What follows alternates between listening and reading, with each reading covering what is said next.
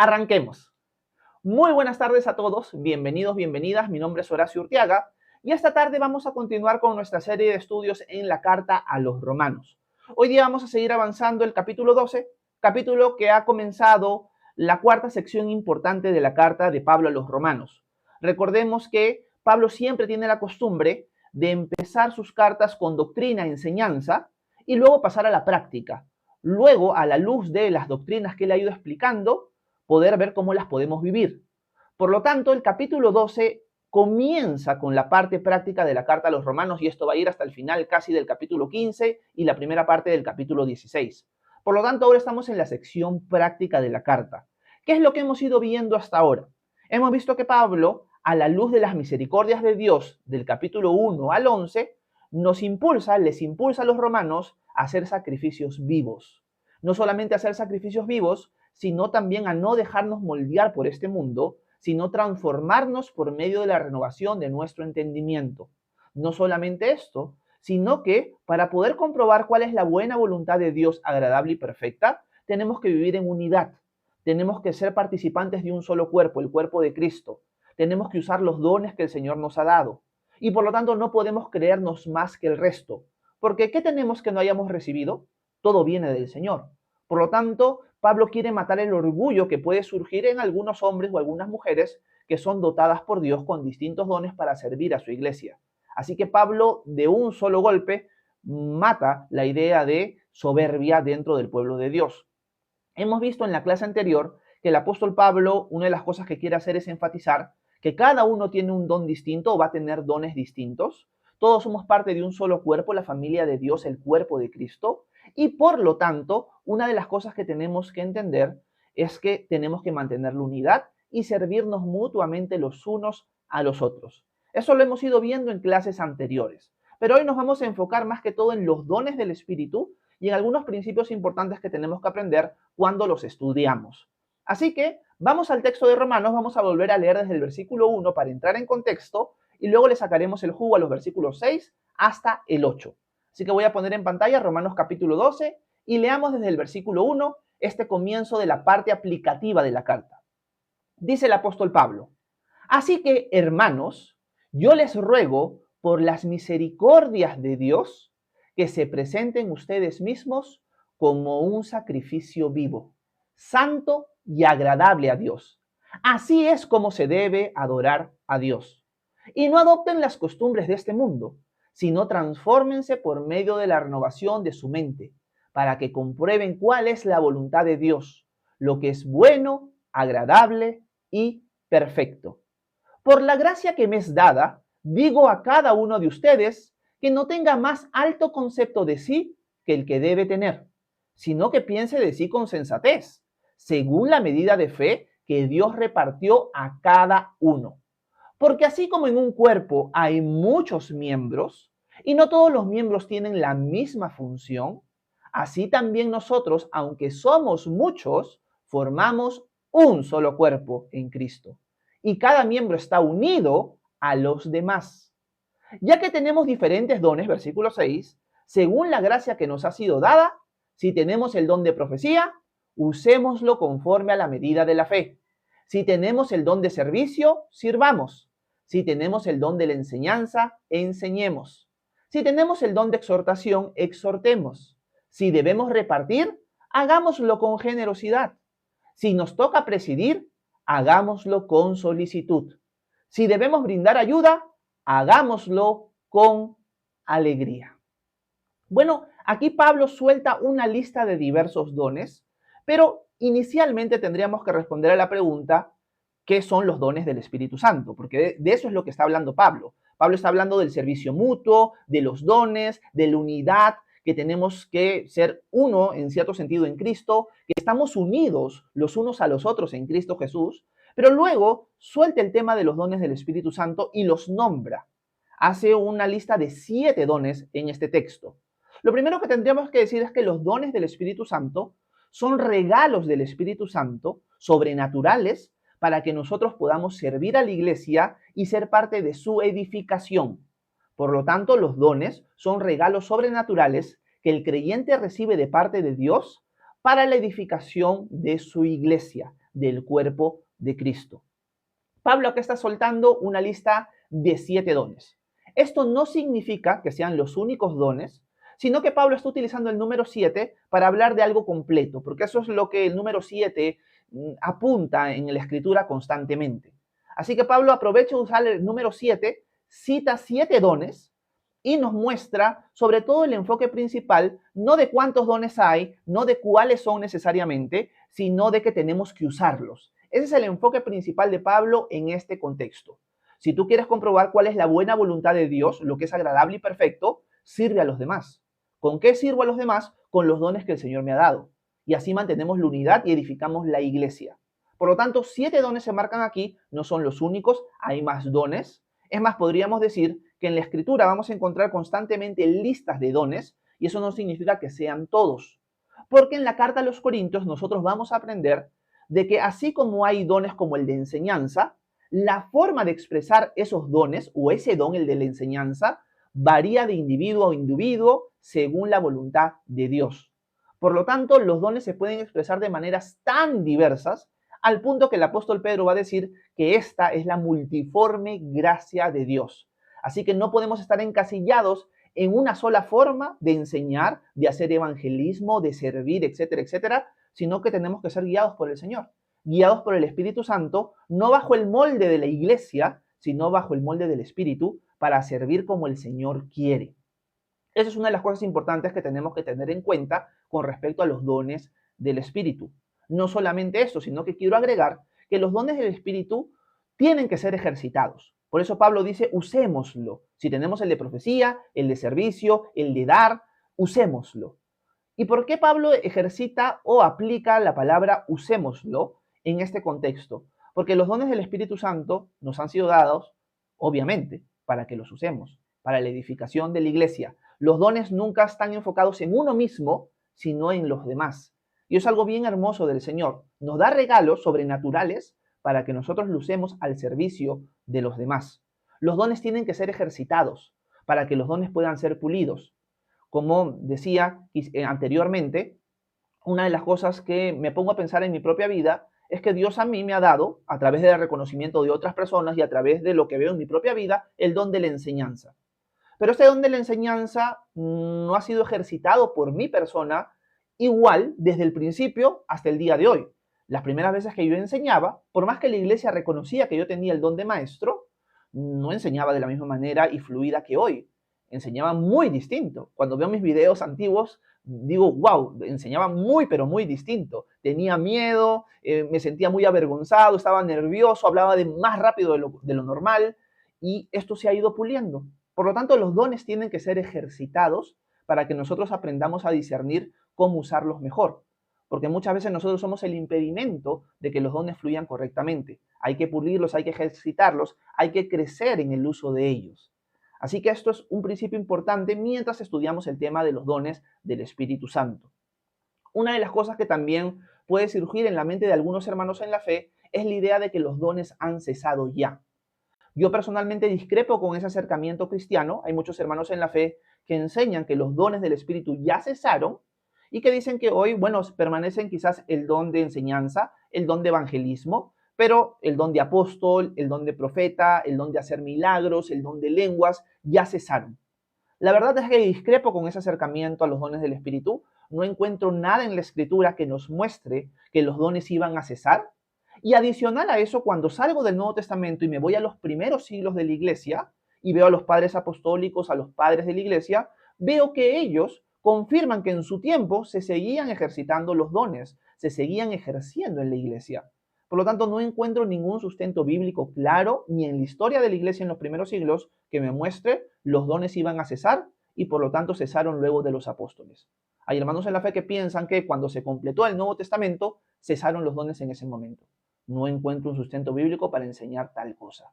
Entonces, lo que Pablo quiere hacer, retomando el texto de Pablo, es entender de que cada uno de nosotros, por la voluntad de Dios, va a tener diversos dones. Algunos pueden tener más, algunos pueden tener menos, algunos todavía no saben cuál es su don, pero lo que tenemos que hacer es pedírselo al Señor, pedir que nos aclare eso, ver si las personas que nos rodean en la iglesia local ven en nosotros algún don en particular y poder ponerlo en marcha.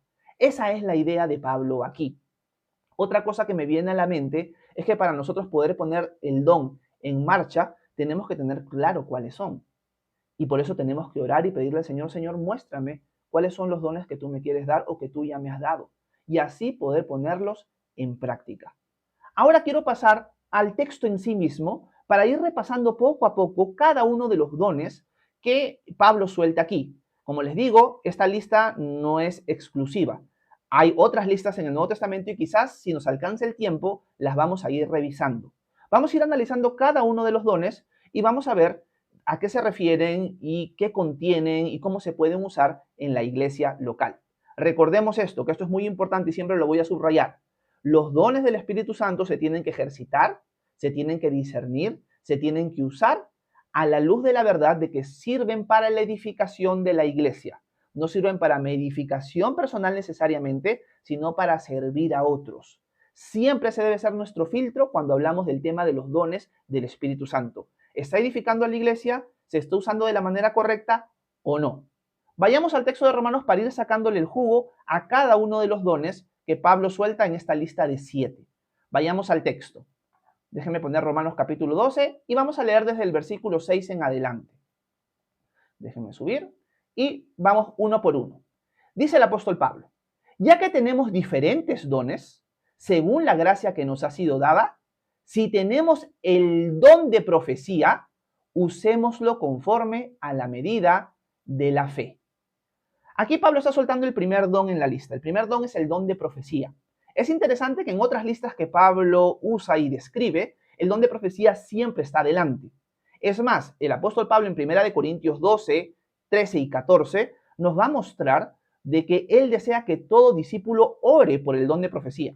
Él consideraba el don de profecía como uno de los dones más importantes y más necesarios dentro del cuerpo de Cristo, dentro de la iglesia.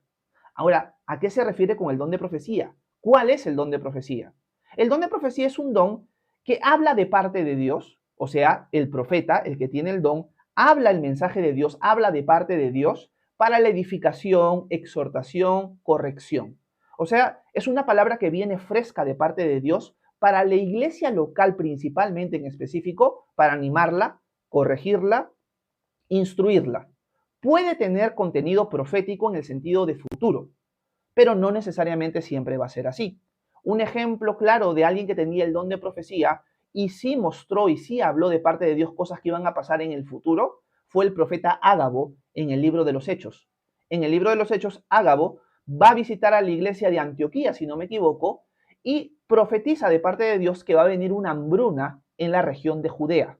Por lo tanto, si filtramos esta profecía a la luz de la verdad de que las profecías sirven para la edificación de la iglesia, ¿cómo responde la iglesia en Antioquía? Envía a Bernabé y a Saulo hacia Judea para llevar víveres por la hambruna que iba a caer en esa región. Y dicho y hecho, lo que Ágabo profetizó se cumplió, tenía que ver con cosas futuras, con un contexto de iglesia local. No es que habló profecías que iban a impactar el mundo y que Jesús iba a volver en el 2030, en el 2035, no. Tenía una connotación local esta profecía y obviamente la iglesia actuó. Ok, esto es para la edificación de la iglesia. ¿Qué tenemos que hacer? Servir. ¿Qué tenemos que hacer? Ayudar. Y llevaron apoyo económico a las iglesias de Judea. Luego aparece Ágabo nuevamente cuando Pablo está llegando a Jerusalén para ser apresado. Ya Pablo en otras iglesias había escuchado de parte de los profetas de esas iglesias locales que iba a sufrir en Jerusalén. Ágabo, Dios lo usa de una manera muy particular, porque él agarra el cinturón de Pablo, se lo amarra en las manos y dice, al que le pertenezca este cinturón o el que le pertenece a este cinturón, así lo van a atrapar en Jerusalén. Y con esto anuncia lo que Pablo iba a sufrir en la ciudad de Jerusalén cuando lo iban a acusar los judíos. Y en efecto esto pasa. Por lo tanto, Ágabo es alguien que edifica la iglesia, anima a Pablo, por ejemplo, en este contexto, a saber lo que él va a pasar, y es algo que se llega a cumplir también. En el libro de los Hechos también vemos a las hijas de Felipe, el diácono de Hechos capítulo 7, que las tres son profetizas, son tres hijas profetizas. Por lo tanto, este don no es solamente masculino, sino es para todo el cuerpo de Cristo. Pero el Señor lo va a entregar como Él quiere. Así que podríamos concluir diciendo lo siguiente: el don de profecía no es un don necesariamente que siempre hable del futuro, pero cuando habla del futuro siempre tiene que ver con un contexto local de la iglesia, porque siempre es para la edificación de la iglesia. Puede ser que alguien tenga un pecado oculto en la iglesia y esta persona que tiene el don de profecía escucha de parte de Dios, hay alguien que tiene este pecado, el Señor te llama a arrepentirte. No necesariamente con nombre, pero el Señor habla por medio de ti. Por lo tanto, esto sería el don de profecía en ese contexto. Y Pablo lo consideraba muy necesario en la iglesia local en su tiempo. Por lo tanto, nosotros también deberíamos considerarlo esencial en nuestro tiempo. ¿Esto a qué nos debería llevar a mover? A decirle, Señor, si es tu voluntad darme el don de profecía, te lo pido. Porque tú nos muestras en tu palabra que es un don que debemos buscar. Por lo tanto, te pido el don de profecía. Y Pablo dice, si tú tienes el don de profecía, ejércelo, ponlo en práctica, no te quedes callado, ponlo en marcha. Alguien podría temer y decir, Horacio, yo pienso que Dios me está dando este don, pero me da miedo equivocarme. ¿Saben qué es lo más chévere dentro de la iglesia local en el tiempo de Pablo y que debería mantenerse hasta el día de hoy? Que la iglesia sabía los consejos apostólicos de examinar las profecías, retener lo bueno y desechar lo malo. Porque el profeta se puede equivocar. Todos nosotros vamos creciendo en el desarrollo, en el discernimiento de los dones que el Señor nos da. Como les dije, la forma en la que yo enseñé la primera vez no es igual a la forma que enseño hoy, ni la forma en que enseñaré de acá a 10 años. Por lo tanto, todos vamos creciendo en el discernimiento, en la forma en que nos dejamos usar por el Espíritu Santo, con los dones que nos ha dado. Por lo tanto, un profeta se puede equivocar. Alguien puede pensar que realmente Dios le está hablando y realmente es su imaginación. Puede pasar eso. Y el profeta poco a poco va a ir discerniendo, este hombre o mujer que tiene el don de profecía, cuando realmente es que Dios le está hablando y cuando se equivocó y simplemente fue su imaginación. ¿Y cómo recibe la iglesia esa profecía equivocada? La filtra y la desecha. Y puede ir viendo si en el transcurso del tiempo este hombre o esta mujer realmente no tuvo ese don, o si poco a poco lo ha ido puliendo y ahora sí ya sabe discernir mejor la cosa. O sea, hay gracia dentro de la iglesia en ese sentido. Y también con eso que estoy diciendo, que la alabanza nunca va a ser para el hombre, siempre va a ser para el Dios de esos hombres, nunca para el hombre. Tú vas a tener, bueno, este muchacho está creciendo en su forma de enseñar, hay que tener paciencia. Si vemos ese don, pero se está puliendo. Y poco a poco este muchacho va a ir creciendo. Igual con cualquier don, sea el de evangelismo, sea el de servicio, sea los dones que Pablo está tocando aquí o los de las otras cartas, siempre va a ser así. Y es un principio importante de analizar mientras meditamos en estos textos. Volvamos al texto de Romanos, porque Pablo no se queda en la profecía. Pablo sigue soltando algunos dones adicionales. Quiero enfatizar también el versículo 7 que dice lo siguiente. Si tenemos el don de servicio, sirvamos. Si tenemos el don de la enseñanza, enseñemos. Aquí está soltando Pablo dos dones más. Uno es el don de servicio y otro es el don de enseñanza. Y acá hay una verdad bien interesante, porque alguien podría decir, Horacio, pero todos estamos llamados a servir. ¿A qué se refiere Pablo con si alguien tiene el don de servicio, sirvan? ¿No todos debemos servir? Y la respuesta es sí, todos debemos servir. Pero hay algo bien interesante con los dones del Espíritu. Los dones del Espíritu generalmente son dados de una manera muy distinta a lo común de la iglesia en su conjunto. Lo digo de otras palabras, o pongo un ejemplo. Todos nosotros estamos llamados a enseñar. Cuando leemos 1 de Pedro 2:9, vemos que Pedro dice que nosotros tenemos que anunciar las virtudes de aquel que nos sacó de las tinieblas y nos trajo a su luz admirable. Todos tenemos que anunciar eso. Eso implica algo de enseñanza. Por lo tanto, todo discípulo debería enseñar. Pero no todo discípulo es llamado a ser maestro, ni tiene el don de maestro. Igual con el servicio, todos estamos llamados a servir. Pero hay personas específicas, particulares, que Dios capacita con el don de servicio, que tienen un deseo, una pasión, una gracia para servir que no es el común. Es algo fuera de lo común. Y no es porque esa persona sea lo máximo, es porque su Dios es lo máximo y le ha dado ese regalo para el servicio de la iglesia. Igual con la enseñanza, igual con el evangelismo, igual con cualquier cosa. No todas las personas van a tener el don de evangelismo, pero todos deberían evangelizar. El evangelista es alguien que desea, con una pasión fuera de lo común, algo muy sobrenatural, estar evangelizando mañana, tarde y noche, viendo las formas en las que puede conectar mejor con las personas, etcétera, etcétera. No todos tenemos eso. Yo me acuerdo que hace mucho tiempo atrás conocí y tengo un amigo que es evangelista, él. Quizás él no se hace llamar evangelista, pero en su forma de actuar, en su deseo de que otros conozcan a Cristo, te das cuenta, Dios a él le ha dado el don de evangelismo. Y me acuerdo que un día estamos en una conferencia de pastores, hace muchos años atrás, y bueno, terminó la conferencia, la primera parte, y vino el break, ¿no? La hora de almuerzo. Entonces yo me acuerdo que estaba con mi hermano ahí, salimos a buscar un restaurante, y nos encontramos con mi amigo. ¿Qué estaba haciendo mi amigo en la hora de almuerzo, luego de la conferencia, para luego comer y volver a la conferencia para seguir? ¿Qué estaba haciendo él? Estaba repartiendo folletos evangelísticos. Le soy sincero, personalmente lo que yo quería era comer. No quería repartir folletos evangelísticos. Pero para él, eso era algo lo más natural del mundo. Y tú dices, esto no es normal. Para él será lo más natural del mundo, pero no es lo más normal del mundo para los demás. Por lo tanto, tú te puedes dar cuenta ahí, este hombre tiene el don de evangelista. Él está pensando en eso mañana, tarde y noche. El que me conoce a mí personalmente sabe que yo generalmente mañana, tarde y noche pienso en estudiar y en enseñar, en aprender más cosas y en poder compartirlas. Esa es mi pasión. Pero no es porque Horacio sea lo máximo o porque yo me he preparado para convertirme en alguien así. Ha sido Dios el que me ha dado esto. Amén por eso. Tengo que ser responsable. Pero en ese sentido, los dones del Espíritu Santo marcan una diferencia del común de las personas. Con común no estoy diciendo que las otras personas son comunes y tú eres especial, sino que en general las personas no tienen todas el don. Porque, ojo, algo importante cuando hablamos de los dones del Espíritu, no todos vamos a tener los mismos dones. Ahora, una pregunta, ¿una persona que tiene el don de enseñanza es mejor que una persona que tiene el don de servicio? ¿Una persona que tiene el don de enseñanza es mejor que una persona que tiene el don de profecía? La respuesta es no. Pero nosotros en nuestro mundo evangélico hemos marcado esas diferencias. Todos nosotros somos iguales delante de Dios. Tenemos dones y llamados distintos, pero todos somos iguales. Y no hay ningún don menos importante que otro, ningún servicio más importante que otro. Todos son igual de necesarios y esenciales en el pueblo de Dios. Ninguno es mejor que otro. Todos nos necesitamos en el cuerpo de Cristo. En el cuerpo de Cristo, lamentablemente, todo se ha centrado en el pastorado y en la enseñanza. Pero la iglesia antigua no era así. La iglesia antigua servía en su conjunto con los dones que cada uno de ellos recibía de parte de Dios y los ponía en práctica. El de profecía, el de enseñanza, el de servicio. Y no solamente estos tres, sino Pablo va a soltar 4 más a continuación. Vamos a leerlos. Versículo 8 del capítulo 12 de Romanos. Dice Pablo, si tenemos el don de exhortación, exhortemos. Si debemos repartir, hagámoslo con generosidad. Si nos toca presidir, hagámoslo con solicitud. Si debemos brindar ayuda, hagámoslo con alegría. Los dos primeros que suelta en este versículo son el exhortar y el repartir. Hay personas que Dios ha capacitado sobrenaturalmente, que les ha dado el don de exhortación. O sea, tienen la capacidad, tienen la facilidad, tienen el deseo de exhortar a otros. Y lo hacen quizás al principio de no muy buena manera, pero mientras van creciendo en su ejercicio del don, lo hacen con gracia, lo hacen con amor. No todos tienen ese deseo de exhortar a los demás.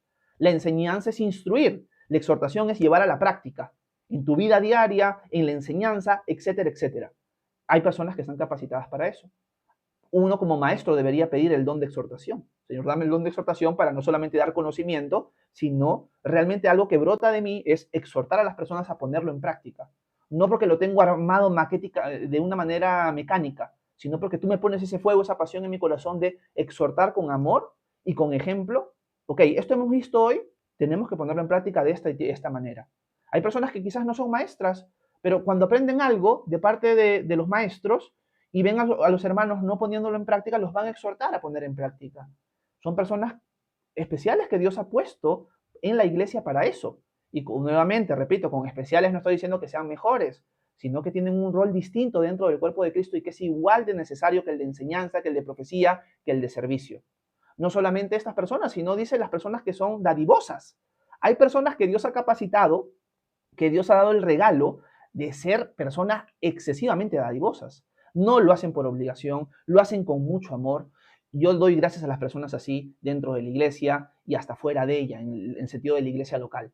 Son personas que Dios ha capacitado con una generosidad que no todos tienen. Todos estamos llamados a ser generosos, pero estas personas marcan la diferencia. Quizás tú eres una de esas personas, quizás es una persona que tiene un deseo de servir muy fuerte y tú dices, los demás no sé por qué, pero yo sí. Dios te ha dado el don de servicio. Capaz yo soy alguien muy dadivoso o dadivosa y yo no veo que los demás lo sean. O sea, ¿yo soy mejor que ellos? No, Dios te ha capacitado con ese don. Yo tengo ganas de enseñar y de estudiar mañana, tarde y noche. Los demás no. ¿Significa que yo soy mejor que el resto? No, es que Dios me ha regalado esto para servir a la iglesia de esa manera. No sé si me estoy dejando entender con todas las cosas que les estoy diciendo a la luz de estos versículos. No solamente vemos exhortar, no solamente vemos dar, sino también presidir, dice la segunda parte del versículo 8, y también ayudar al necesitado. Presidir Más que todo, muchos comentaristas dicen que es la persona que dirige. En el tiempo de Pablo, las iglesias eran mayormente de entre 20 y 40 personas. Eran chicas las iglesias, eran en casas. Habían personas que Dios había capacitado para presidir, para ordenar, para liderar, para guiar, para ordenar la reunión. Y eran personas que lo hacían voluntariamente, eran capas para hacerlo, y eso era el Señor. Conozco personas así el día de hoy. Por lo tanto, tienen el don de presidir. No solamente esto, sino también personas que tienen un corazón muy distinto a todos los cristianos con respecto a apoyar a los mendigos, a los enfermos, etcétera, etcétera. Todos estamos llamados a eso, pero hay personas que destacan del resto, no porque sean mejores, sino porque Dios les ha puesto dentro del cuerpo de Cristo con esa función en específico. Y esos son los dones que nosotros deberíamos buscar. Lo que quiere Pablo es, oremos por los dones, pidámosle al Señor, pidamos al Señor que nos dé sabiduría y discernimiento en cuanto a cuáles son los dones que tenemos. Preguntemos a nuestra iglesia local, a nuestros amigos en la iglesia, ¿ves algún don en mí o no ves ninguno? Porque puede ser que realmente la gente a nuestro alrededor no lo ve. Por lo tanto, tenemos que seguir a los pies de Cristo, seguir pidiéndole sus dones y en su tiempo el Señor se encargará. Pero puede ser que tú no te das cuenta y las personas que están a tu alrededor, claro que sí, hace tiempo que nos damos cuenta que tienes este don. Nadie más en la iglesia hace estas cosas y tú sin que nadie te lo pida lo haces. Es más, hasta fuera de la iglesia también lo haces. Es algo que Dios te ha dado a ti. Y tú te puedes quedar con la boca abierta y decir, yo ni cuenta. Por lo tanto, qué importante es orar por pidiendo dones, pedirle al Señor discernimiento para saber cuáles son los dones que Él nos ha dado, preguntarle a nuestros hermanos en la fe, en nuestras iglesias locales, ¿qué dones ves en mí? Y luego, como diría Pablo, ponerlos en marcha. Si nosotros hacemos eso, estamos aplicando correctamente la enseñanza de hoy y el texto de Pablo hoy. Quizás, por falta de tiempo, no vamos a ver los pasajes en 1 Corintios 12, Efesios 4 y también 1 Pedro 4. Les prometo que la siguiente clase nos vamos a detener para enfocarnos en eso. Pero quiero terminar diciendo una aplicación importante con respecto a los dones, y es la siguiente. Si Dios te ha llamado a hacer algo a ti, te ha puesto pasión, te ha puesto fuego por hacerlo, de una manera que quizás la gente a tu alrededor no lo comprende, hasta te critica por eso, tú obedece a Dios antes que a los hombres. Porque no todas las personas van a estar capacitadas, ni van a entender cómo Dios te está llamando a ti y cómo te quiere usar a ti. Si es para la edificación de la iglesia, si es para servir a otros, por más que la gente te critique y no entienda por qué lo estás haciendo de esa manera, hazlo. Un ejemplo claro es el apóstol Pablo. El apóstol Pablo iba a ir a Jerusalén, guiado por Dios, para sufrir en Jerusalén, para ser apresado, iba a estar un buen tiempo en la cárcel, para luego viajar a Roma. Pero mientras iba hacia Jerusalén, todos los profetas le avisaban, vas a sufrir en Jerusalén. ¿Qué le dijeron sus discípulos a Pablo? Pablo, estás loco, no vayas, por favor. Mira lo que Dios está avisando por medio de la profecía, no vayas a Jerusalén. Y Pablo se molesta con ellos y les dice, ¿qué les pasa? Yo sé que Dios me está llamando ahí. Yo estoy dispuesto a dar mi vida en Jerusalén por causa de Cristo. Así que déjense de lloriqueos. Pablo los exhorta porque Pablo estaba seguro de lo que Dios lo había llamado a hacer. Si estás seguro de lo que Dios te ha llamado a hacer a ti, por más que el resto te critique, hazlo, porque tú obedeces a Dios antes que a los hombres. Escucha el consejo de los demás, fíltralos. Pero si los consejos de los demás es más que todo porque no entienden el llamado que Dios te ha dado y los dones que Él te ha dado, obedece a Dios antes que a los hombres. Es el consejo final que les podría dar dentro de este pequeño devocional que quería compartir con ustedes. Así que espero que dentro de todo, estos versículos que hemos analizado superficialmente quizás en estos minutos hayan sido de edificación para ustedes.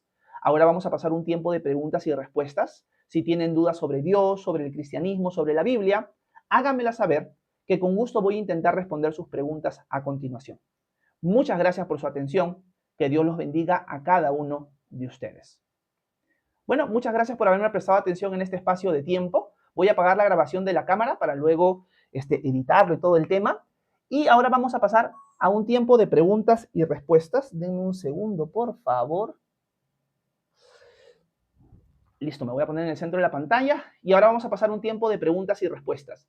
Si tienen dudas sobre Dios, sobre el cristianismo, sobre la Biblia, déjenmela en la sección de comentarios para intentar responder sus inquietudes. Vamos a tomar un tiempo abierto para preguntas y respuestas. Generalmente este tiempo lo hacemos siempre en las mañanas, de 9 a 10 de la mañana hora Perú. Están cordialmente invitados a los devocionales que hacemos de lunes a viernes. Hoy día he hecho un devocional en la tarde porque hubo fallas técnicas en la mañana.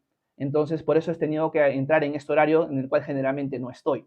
Así que están cordialmente invitados de lunes a viernes 9 a.m. hora Perú para seguir estudiando Romanos de martes a viernes. Los lunes estudiamos Santiago. Así que gracias por haberme acompañado. Una de las formas en la cual me pueden apoyar es dándole tap a la pantalla varias veces, porque así permiten que el algoritmo de TikTok alcance a más personas. También pueden compartir el devocional, compartir el live, eso también ayuda un montón a que el canal tenga más alcance. Y también TikTok ha abierto la posibilidad de darle alcance al canal a través de los corazoncitos quiéreme. Si me puedes apoyar de esa manera, te lo agradecería un montón, aunque no es obligatorio, por si acaso. El hecho de que ustedes estén aquí es suficiente. Así que, dicho esto, vamos a leer los comentarios. Gracias a todos los que están presentes. Cualquier duda que tengan sobre Dios, el cristianismo o la Biblia, déjenmela por favor, que con gusto voy a intentar responder sus preguntas. Gracias a todas las personas que me han apoyado en el transcurso del live. Muchas gracias por su apoyo a mi familia y a mi persona. Dicho esto, vamos a subir en sus comentarios. Déjenme ver, me quedé por aquí. Por aquí estaba Vero. No sé si Vero seguirá por aquí, pero le mando un abrazote. Está chambeando ella, se ha colado por aquí. Liz dice, eso es favoritismo. Nos va a tener que subir uno por día sin excepción de días familiar, por ejemplo, dice Liz. Un abrazo, Liz querida, hasta Wyoming. Déjenme ver. Quiero saludar a Antonio. ¿Cómo estás, Antonio? Bienvenido. Gracias por estar con nosotros. Quiero saludar a Juliet hasta Guatemala. Buenas tardes, Juliet. Bienvenida. Steven dice, Pastor, ¿podría explicar cómo se aplica hoy en día el don de la profecía? Ok, lo que pregunta Steven es, ¿cómo se puede aplicar en el día de hoy correctamente el don de profecía? Ok, vamos paso por paso, Steven. Primer punto importante de aplicación. El hombre o la mujer que tenga el don de profecía no es superior a nadie. No es el profeta. ¡Wow! Esta persona es excepcional. No, es un hermano más en la fe que Dios quiere usar para dar un mensaje específico a la congregación. Eso es lo primero. Bajar de la nube a este personaje, a este hombre, a esta mujer, es un hermano en la fe. Cuidado con ponerlos en el pedestal, sea para cualquier don. ¿Ok? Eso es lo primero. Así se aplica correctamente el don de profecía. Primeramente con la iglesia entendiendo esa diferencia. Segundo, que el don de profecía es un don para edificar la iglesia. Por lo tanto, es un don, como diría 1 Corintios 14, que es un don para animar, para exhortar, para corregir. O sea, no necesariamente tiene que ver con algo futuro. Yo pienso, pero esto pienso, me puedo equivocar. Yo pienso que Dios me dio en algún momento a mí, o me ha usado a mí con el don de profecía. No estoy seguro, puede ser que sí, puede ser que no me ha vuelto a pasar algo así, pero hace muchos años atrás fuimos a visitar un grupo de iglesias cerca de la zona donde vivo ahorita, en Rodríguez de Mendoza, que es la selva en Perú. Nos invitaron a unas iglesias pentecostales en una zona como a 3 horas de aquí más o menos, una zona muy fría, y fuimos con un grupo de amigos. Fuimos y era todo como una especie de aniversario de esas iglesias, y era enseñanza tras enseñanza, con alabanza, con compartir comida durante 3 o 4 días, creo. Creo que estuvimos 3 o 4 días. Y una de las cosas que yo vi ahí, porque yo no era pastor en ese tiempo, no tenía una iglesia local a quien enseñar ni nada, había venido simplemente de visita para enseñar a los niños. Una de las cosas que me di sentado escuchando las prédicas es que eran prédicas condenatorias de arriba abajo. O sea, te metían palo, pero mañana, tarde y noche. Y te pedían plata mañana, tarde y noche también. Eran iglesias que condenaban mucho y pedían mucho diezmo. Ese era el enfoque de esas predicaciones. Mañana, tarde y noche era lo mismo. Palo, diezmo. Palo, diezmo. Y yo estaba como un poco frustrado porque los servicios, yo estaba acostumbrado que los servicios de la iglesia donde yo iba eran máximo 1 hora y media, máximo 2 horas, pero ahí los servicios duraban 3 o 4 horas. Y generalmente tenían la costumbre de pararse y sentarse constantemente. Párense, siéntense, párense, siéntense. Yo terminaba haciendo sentadillas en la iglesia. Pero lo que más me preocupaba era el tema de la predicación.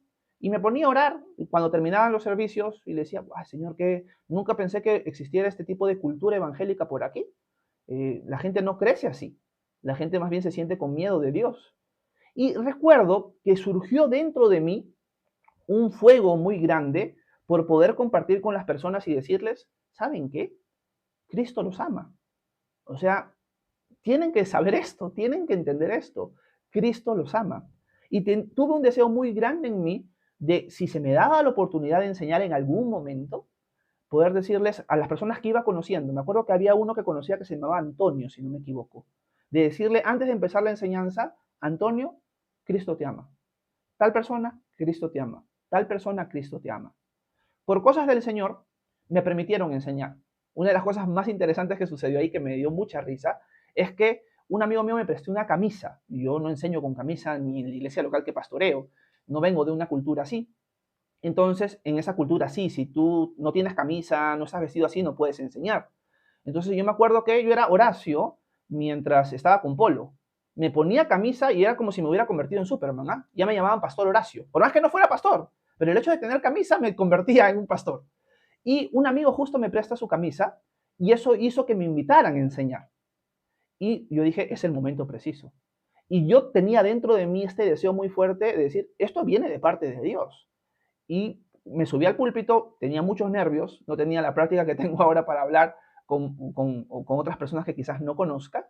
Y me acuerdo que les dije, Antonio, tal persona que fui conociendo en esos días, Cristo te ama, Cristo te ama, Cristo te ama. Quiero que sepan eso, esto viene de parte de Dios, así dice el Señor, Cristo los ama. Y empecé a enseñar Marcos, me acuerdo esa vez. Creo que ese fue el don de profecía, que una vez Dios me usó de esa manera en la iglesia. Así que esa sería una aplicación práctica también, Steven, de cómo se debería el don de profecía en algunos hermanos o hermanas en la fe. Pueden estar en una reunión de oración y de repente la persona dice, así dice el Señor. Hermanos, si están, yo sé que están pasando por dificultades, y eso es algo que viene de parte de Dios, que la persona lo siente así, yo les digo, descansen en mí, lleven mi yugo sobre ustedes, que es fácil, que es ligero, porque mi yugo es liviano, mi carga es ligera. Hay personas que Dios las puede usar con una profecía basada en un texto bíblico. Así dice el Señor, busquen y encontrarán, toquen y se les abrirá, pidan y recibirán. Muchas veces hemos estado en la reunión de oración y yo he sentido de parte de Dios, lee este versículo audiblemente. ¿Puede ser el don de profecía? No lo sé. Pero a eso apunta el don de profecía, animar, exhortar. Yo creo que generalmente lo que pensamos con el don de profecía, muchas veces, incluido yo, es algo del futuro, ¿no? Y por eso es que yo digo, no sé si será el don de profecía. Estoy seguro que si alguien me consultara a mí, yo diría, sí, ese es el don. Pero como yo lo estoy haciendo, me da, no sé, no sé si es o no. Pero yo creo que a veces también pensamos mucho en la profecía con el tema del futuro. En algún momento quizás pueda pasar eso en la iglesia local, no lo sé. Considero que los dones continúan hasta el día de hoy, Steven. Así que ese es un ejemplo práctico de cómo se vería el don de profecía. Es para la edificación de la iglesia. No es para contar cuándo Jesús va a volver. Y eso es algo importante de entender. ¿Ok? Espero que en algo te haya podido ayudar mi respuesta. Me extendí y conté una historia. Gracias por estar por aquí, Steven. Quiero saludar a Estrellita hasta Lima. ¿Cómo estás, Estrellita? Bienvenida. Un abrazo nuevamente por aquí. Ever Jona dice, tu don de enseñanza es evidente, hermano. Dios te bendiga siempre y muchas gracias por enseñarnos. De nada, Ever. Te soy sincero, yo al principio en mi vida no sabía esto. O sea, fueron otras personas así como tú que fueron los que me dijeron sí. Porque yo personalmente, primero, que no quería la responsabilidad, porque a mí nunca me ha gustado la responsabilidad. Y segundo, de que no me daba cuenta, pensé que era lo más normal del mundo. Y acá viene una exhortación también para nosotros, con los que ya tenemos claro cuáles son nuestros dones. Nunca pienses que las demás personas van a pensar igual que tú, que las personas que están a tu alrededor van a tener el mismo deseo que tú.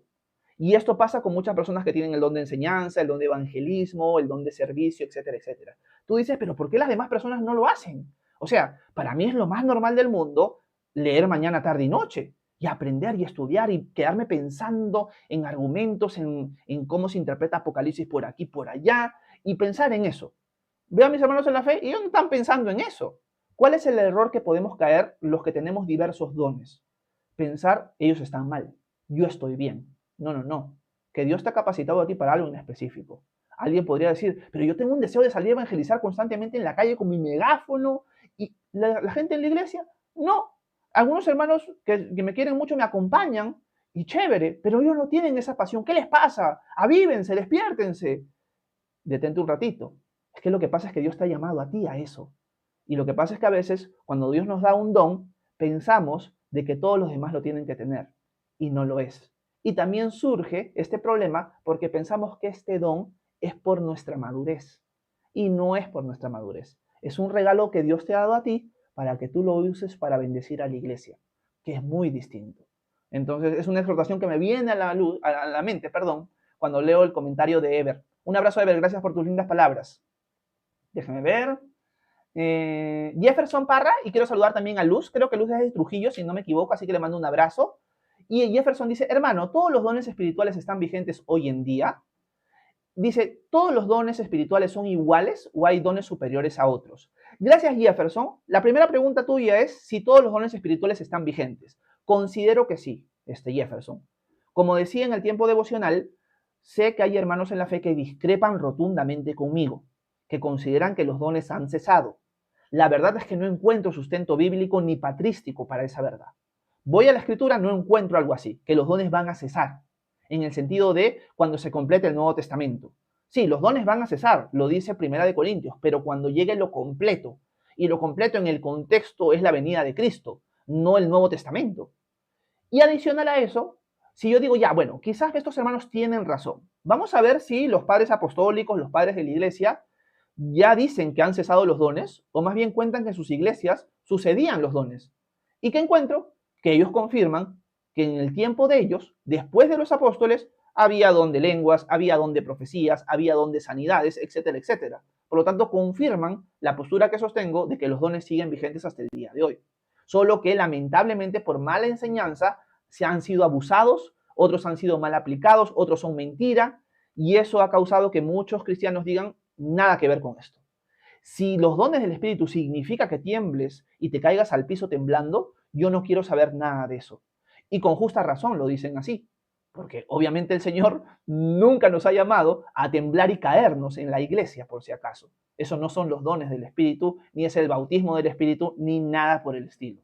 Así que hay que tener mucho cuidado. Gracias, Jefferson. Ahora, también la segunda pregunta de Jefferson era si todos los dones son iguales o hay superiores. Yo diría que no hay superiores, pero hay unos que son más necesarios que otros en contexto general. Todos son necesarios, pero para que Pablo diga que el don de profecías es algo que todos debemos buscar y que es bien necesario, implica de que si hay algunos dones que son bien necesarios que haya en la iglesia. Por ejemplo, yo no considero que sea tan necesario que haya el don de lenguas en la iglesia, porque el don de lenguas es un don de alabanza a Dios, y si no hay interpretación, no se debe usar. Por lo tanto, Pablo en 1 Corintios 12 va a poner el don de lenguas al final de la lista, pero va a poner el don de apóstol, el don de maestro, el don de profeta, los va a poner por delante, porque son los más necesarios para la edificación de la iglesia. Los demás edifican, pero no son tan necesarios. Por lo tanto, podríamos decir que son importantes o más importantes, pero no son superiores al resto. No sé si estoy haciendo bien la división de categorías, Jefferson, pero eso es lo que me viene a la mente.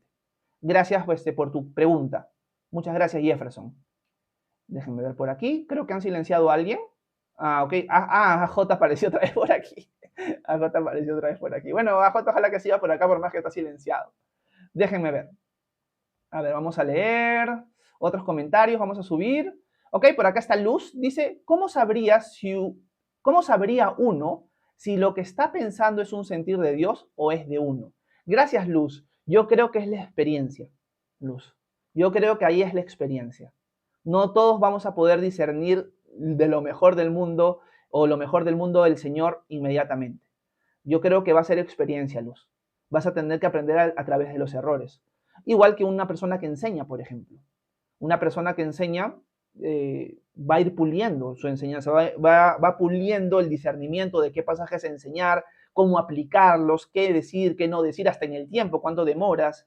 Yo creo que eso va creciendo. Igual con el tema de discernir, cuándo es Dios el que te está poniendo algo y cuándo no, cuándo es simplemente tu emoción. Yo creo que esa experiencia, discernimiento en el transcurso del tiempo, Luz. No hay un secreto para eso. Gracias, Luz. Chepinoc dice, ponete decorosamente para hablar de Dios, amigo. Consejo sano, no uses camiseta de ultra. En el ultra en rituales espirituales, cuidado. No es hate, es que demuestres luz. Gracias, Chepinoc. Justo la historia que estaba contando tiene que ver con el pensamiento de Chepinoc.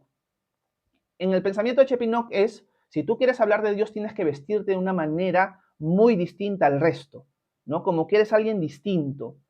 La verdad, Chepinoc, es que discrepo rotundamente con tu acercamiento.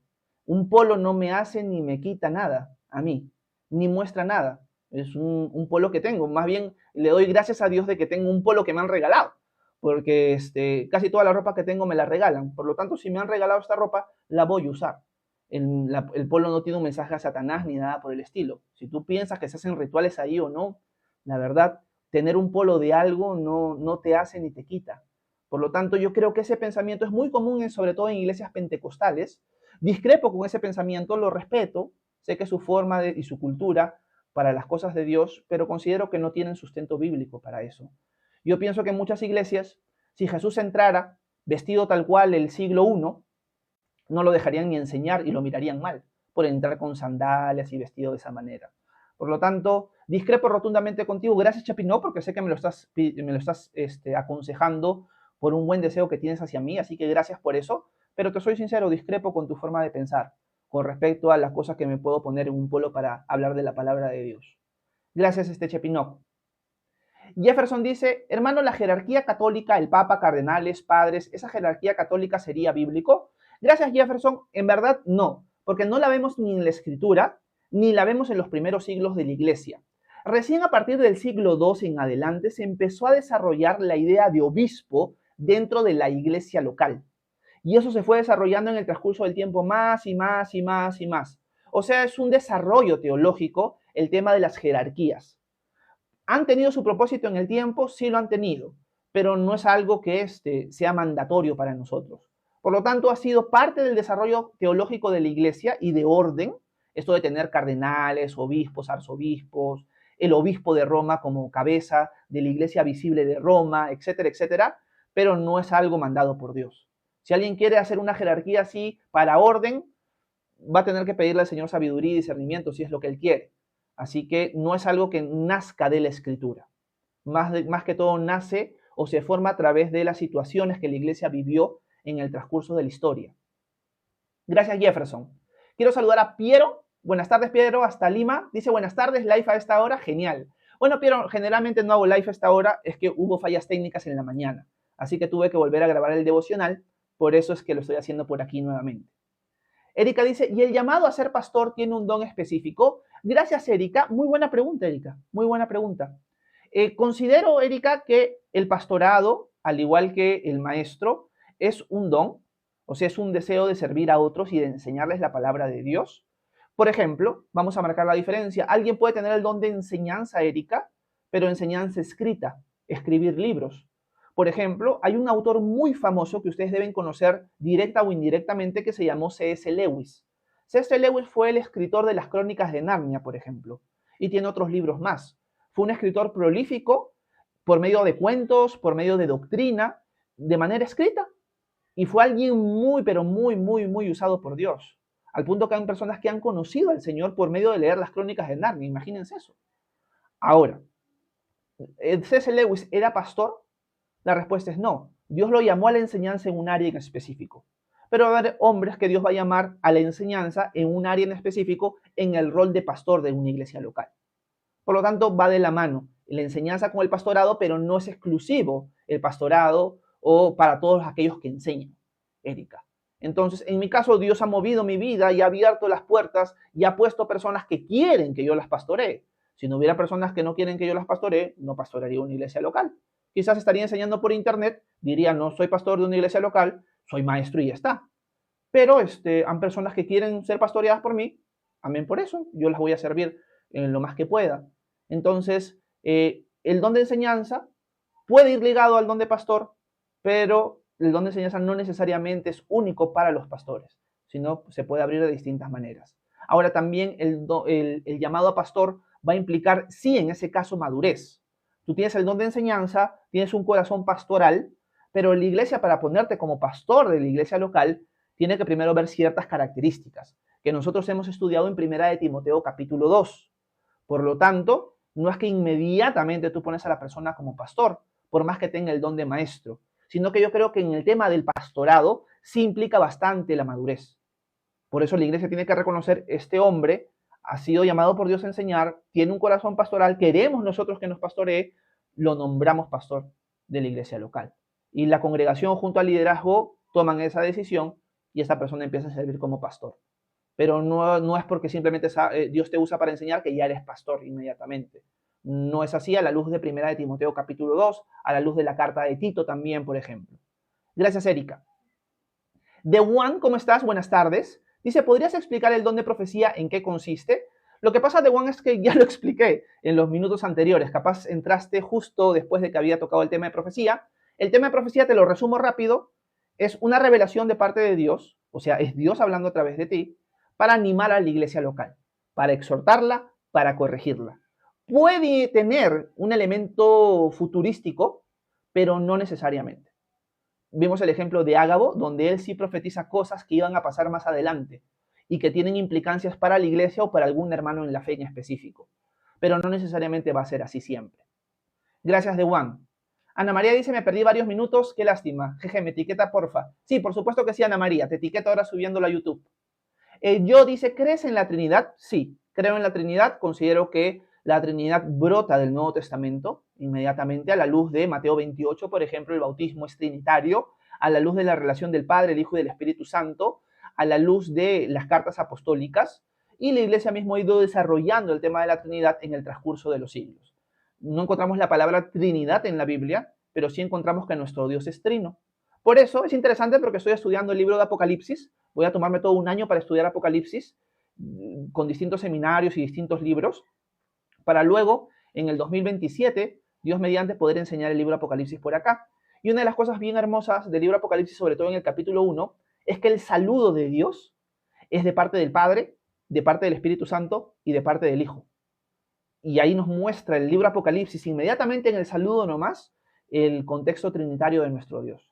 Así que sí, creo en la Trinidad, yo. Steven dice, ¿cómo sé yo qué don me ha dado Dios? Si soy bueno explicando la palabra, ¿sería maestro?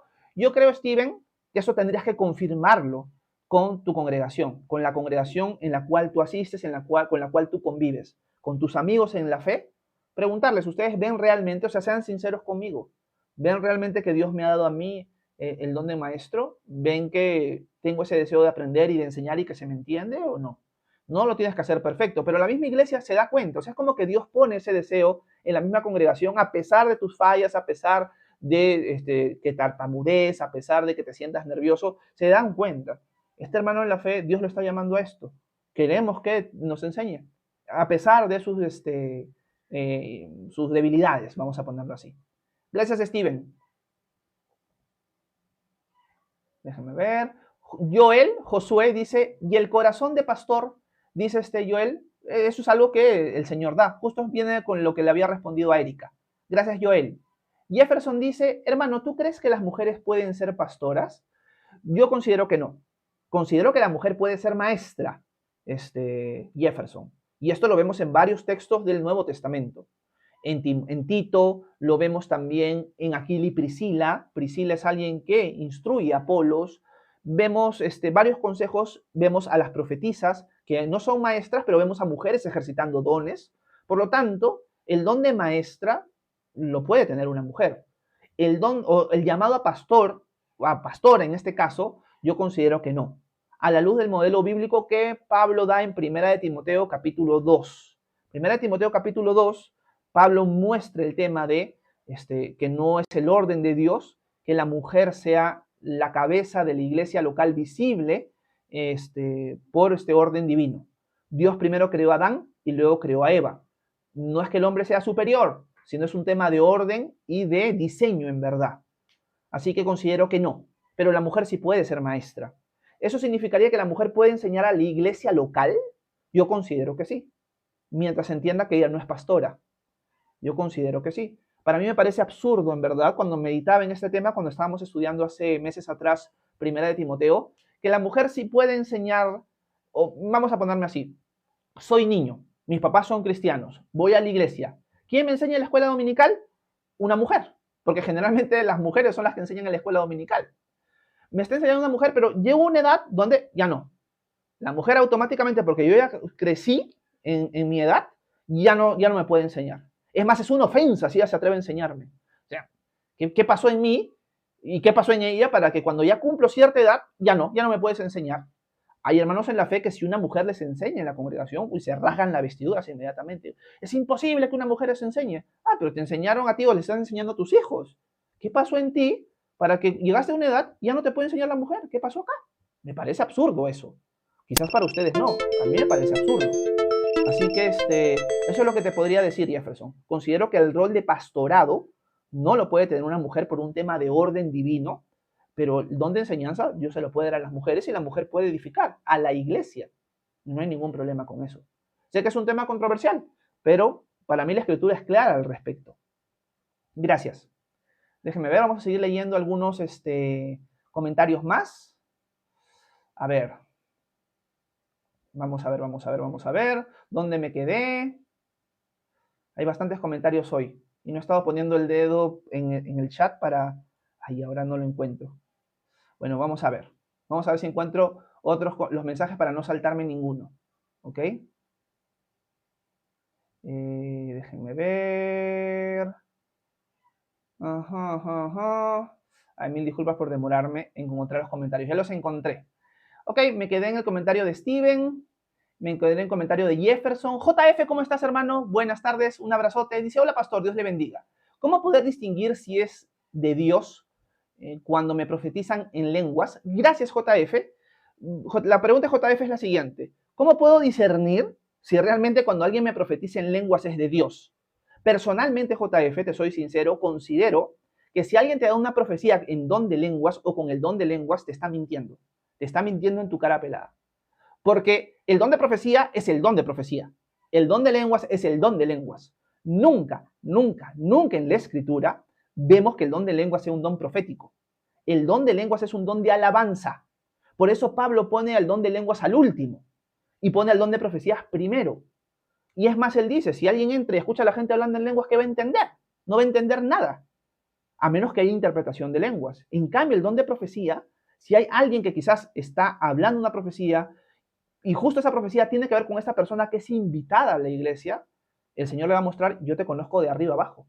Y esa persona se va a arrepentir y va a creer en Cristo, diría el apóstol Pablo en 1 Corintios 14. Por lo tanto, JF, según entiendo yo el texto bíblico, si alguien te profetiza en lenguas, se está mintiendo. El don de profecía, el don de lenguas no es don de profecía. Gracias, JF. Déjenme ver, quiero saludar a Rosario. ¿Cómo estás, Rosario? Un abrazo, buenas tardes. Gracias, Rosario. Aquí estamos para servirte. Si tienes cualquier pregunta, Rosario, déjala en los comentarios. No hay pregunta tonta por si acaso. Voy a estar aquí por lo menos unos 25 minutos más, así que puedo llegar a tu comentario y ayudarte con alguna inquietud que tengas. Ok, déjenme ver. Quiero saludar a Amy. ¿Cómo estás, Amy? Un abrazo hasta México. Buenos días. Buenas tardes en tu caso. Y en mi caso también, siento que ya me acostumbré a decir buenos días. Mi hermano dice, has cambiado la cámara, lo veo diferente. Sí, he achicado un poco porque lo tenía más ampliado, o sea, estaba más estirada la cámara y le he puesto un poco menos estirada. No sé si se ve muy diferente o se ve peor, pero lo he puesto menos estirado la cámara. Nastiflu. Déjame ver. Joel dice, si mi llamado me fue velado, que es predicar, evangelizar y alabar. No entendí eso. Gracias, Ana María. Ana María dice, colaboremos con TapTap. Sí, si pueden apoyarme de esa manera, se los agradecería un montón. Ismael dice, Horacio, ¿puede explicar la Trinidad? Bueno, lo voy a intentar, Ismael, ya que preguntas. La Trinidad es un concepto teológico que trata de explicar la naturaleza de Dios con respecto a las personas de Dios. Una de las cosas que la Biblia nos enseña desde el principio hasta el final es que nuestro Dios es uno.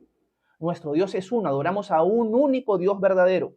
Adoramos a un único Dios. No adoramos dos dioses, tres dioses, cuatro dioses. Creemos en un solo Dios. Pero este único Dios, este ser divino, subsiste en tres personas. O sea, no es una persona. Nosotros somos un ser humano y una persona. Yo soy un ser humano y Horacio. Esa es mi persona. En cambio, el ser divino es un ser, pero tres personas. Padre, Hijo y Espíritu Santo. Los tres son el único Dios verdadero. Uno. Pero son tres personas distintas. El Padre no es el Hijo no es el Espíritu Santo y viceversa. Por lo tanto, lo que enseña la Escritura es esa. Nosotros creemos en un único Dios, pero este único Dios subsiste en tres personas distintas. Padre, Hijo y Espíritu Santo. El Padre es Yahweh, el Hijo es Yahweh, el Espíritu Santo es Yahweh. Y los tres son un único Dios verdadero. Eso es lo que la Escritura nos muestra, Ismael. Y ya los teólogos en el transcurso de la historia de la Iglesia han tratado de profundizar, de dar categorías, de poder utilizar palabras de la época para poder entender mejor. Por ejemplo, la Escritura nunca te va a decir exactamente que Jesús es coeterno, coigual, consubstancial con el Padre. Son categorías que se han ido desarrollando cuando la Iglesia ha ido pensando cómo explicar la Trinidad. Ahora sí podemos decir, Jesús es coigual, coeterno con el Padre, es de la misma sustancia, consubstancial y cosas así. Son cosas que la Iglesia ha ido tratando de describir mejor al profundizar en el tema de la Trinidad. Pero lo más básico, el génesis de la Trinidad es: nuestro Dios es uno, pero ese único Dios verdadero subsiste en tres personas: Padre, Hijo y Espíritu Santo. Por eso Jesús mandó en Mateo 28 bautizar en el nombre del Padre, del Hijo y del Espíritu Santo. Nuestro Dios es trino. Gracias, Ismael. El génesis de la Trinidad es eso. Ya soltar más categorías creo que a veces confunde a las personas. Ya de lo que más es difícil raspar en la idea de la Trinidad. Alguien en los comentarios, pero en los reels que subo en YouTube, puso lo siguiente: la Trinidad no puede ser verdad porque nuestro Dios no es un Dios de confusión y la Trinidad es confusa, dijo él. Me parece absurdo esa relación de ideas, porque la Trinidad no es confusa, es sencilla, solo que no la podemos llegar a raspar en profundidad. O sea, porque nosotros no podemos comprender qué significa ser un ser y tres personas. Nosotros somos un ser unipersonal. En cambio, Dios es un ser tripersonal. Y eso no hace a Dios confuso, simplemente que es Dios. Nada más. Gracias, Ismael. Steven dice: pastor, ¿cómo tuvo su llamado? ¿Hace cuánto fue? Fue muchísimo tiempo atrás, Steven. Fue en una visita que tuve acá a Rodríguez de Mendoza. Vine a visitar a una casa de hermanos que ya se reunían, solo que no tenían un pastor. Y en verdad yo vine para hacer escuela dominical, o una escuela de verano, se le llama, para los niños de esa casa que ya habían hermanos en la fe. Y en el transcurso de mi estadía aquí, que fue como 2 semanas, creo, Dios puso en mi corazón muy fuerte, querer enseñarles a esas personas. Querer enseñarles a esas personas. O sea, un deseo de: si acá hay gente que quiere aprender la Biblia, yo se las quiero enseñar. Yo viví en Lima, en la capital de Perú, no acá, porque estamos muy lejos de Lima. Y es un mundo completamente distinto. Y bueno, dije: voy a pedir confirmación al Señor. Regresé a Lima, después de ese viaje ya tenía esa idea, y empecé a orar por ese tema, y el Señor fue abriendo puertas para que me viniera a vivir aquí. Ya después la historia de que vivo aquí en adelante ha sido tumultuosa en distintas áreas en mi vida. Han habido distintas cosas que me han ido pasando, ha habido situaciones dolorosas, fue un montón de cosas, y también ha habido situaciones hermosas, como por ejemplo que me casé con Gaby, tenemos a Sofía, etcétera, etcétera. Pero así más o menos fue. Fue una visita que hice a este pueblo hace muchísimos años atrás, donde Dios puso el deseo de enseñar la palabra a gente que ya conocía a Cristo. Una cosa importante también, y por el cual he sido criticado varias veces, es porque mi llamado en específico es la enseñanza. Yo no soy evangelista, yo no tengo diversos dones, yo no considero que sea alguien que tenga muchos dones, la verdad. Considero que tengo un don, y ese don lo quiero usar lo más que puedo para servir a la iglesia. Pero a mí no me vas a ver generalmente repartiendo folletos en la calle, con un megáfono en la calle. Entiendo cuál es el don, cuál es la pasión que Dios me ha dado, voy a tratar de ser excelente en ese don. Y para poder ser excelente en ese don, tengo que ejercitarlo y tengo que dedicarme a lo que hago. Y eso implica tiempo. A mí me han criticado durísimo por ser un pastor, de que quizás no esté en las calles evangelizando y cosas así. Considero que enseñar por internet parte del evangelismo, pero eso lleva muchas críticas también. No amoldarte a lo que el mundo evangélico quiere duele, porque la gente te ataca durísimo, ¿no? Y eso es una de las cosas que yo he experimentado, ¿no? Ser conocido o ser tildado de no, realmente no es pastor o cosas así, porque vive en su casa encerrado, leyendo, estudiando y enseñando, nada más. Ese no es un pastor. Un pastor tiene que hacer esto, aquello. Tiene que presidir, tiene que evangelizar, tiene que hacer esto, tiene que hacer... Yo no soy ese pastor. Si quieren un pastor que haga todas esas cosas, oren y que el Señor les provee un pastor así. Horacio es alguien que va a estudiar y les va a enseñar la palabra de Dios lo más fiel posible, y que está dispuesto a darles consejo en el momento que ustedes quieran. Ese es el llamado que Dios me ha dado a mí. Y ese es en la multiforme gracia de Dios como Dios me quiere usar. Pero el mundo evangélico no funciona así.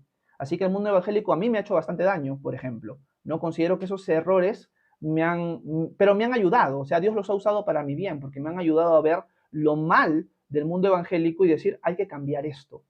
Tenemos que enseñar correctamente. No podemos encasillar a la gente en sus dones como un modelo para todos igual y cosas así, ¿no? Y eso es más o menos mi historia. Aunque hay un montón de matices, hay un montón de historias más que podría contar en mi vida, pero la suelto así por chispas nomás, Steven. Gracias, Steven, por tu pregunta. Claro de Luna dice: ¿puede hablar acerca del ministerio profético y don profético? Gracias, Claro de Luna. Lo que sucede, y esto capaz lo voy a hablar en la próxima clase el día martes, es que el ministerio profético y don profético, yo creo que surge mucho este lenguaje de un grupo cristiano que se conoce como el movimiento apostólico y profético. El movimiento apostólico y profético ha desvirtuado los dones del Espíritu y les ha sacado provecho para ellos mismos. Son iglesias donde existe el apóstol, donde existe el profeta. Por eso cuando Steven me hizo la pregunta, en la práctica, ¿cómo se vería el don de profecía? Lo que dije inmediatamente es, no pongas a este hombre en un pedestal, ni a esta mujer en un pedestal. Es un hermano al igual que tú, al igual que los pastores, al igual que los maestros, al igual que cualquiera. Es un hermano más. El pastor sigue siendo oveja, el profeta sigue siendo oveja, el evangelista sigue siendo oveja, todos somos parte de un solo cuerpo. El movimiento apostólico y profético, si es al que te refieres, claro, de Luna, puede ser que no. Es un movimiento que ha envenenado a la iglesia y la ha trasquilado. Porque estos apóstoles, estos profetas, obviamente que te profetizan, que les des dinero. Y es un robo, pero asqueroso. Y hay que tener cuidado con eso. Por eso cuando vamos al tema de los dones, con cuidado, paso a paso, tratando de matizar lo más que podemos para evitar caer en estos errores en los cuales la iglesia ya cayó. Así que eso es lo que te podría decir rápidamente, claro, de Luna.